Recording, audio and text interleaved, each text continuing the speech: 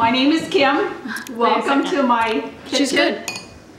It's okay, you guys can talk. I have guests watching me, so thank you for have an audience. This is like a pretend cooking show. I have an audience. Cooking with Kim.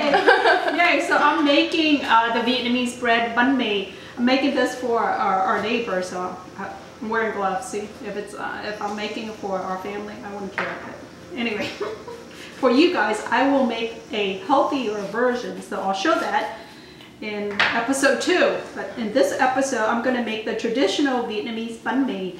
So I already toasted this, so I cut it into half just like any sandwich. And the first thing I'm going to do is, this is pate. Do you know what this is? I already saw liver pate. Yep. Yes. My dad eats it a lot. Yeah, so it's one of it's very essential part of the Vietnamese sandwich. So if you're not a fan of pate, you can certainly take that out. You can put butter as a substitute. I need mayonnaise. Oh, right here. So on the other side, you would put mayonnaise. So this version is not the most healthiest. It's probably the best. Yes, but it's very tasty. So I'm adding mayonnaise and sriracha. I love sriracha. And so this too is part of the Vietnamese spread. And then from here, you can certainly add any type of meat that you want.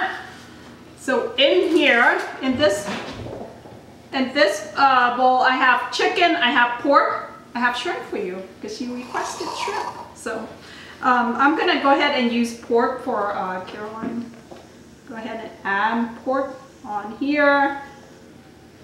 Pork. We're gonna do double pork.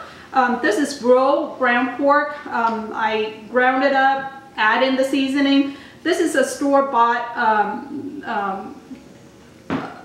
it's called da. What do you call da?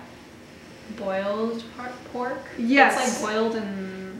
so I buy it from the Vietnamese store. Like leaves. Yeah. So, so you have your meat, and then I top it with cucumbers. Oh, yeah. You add in your veggies.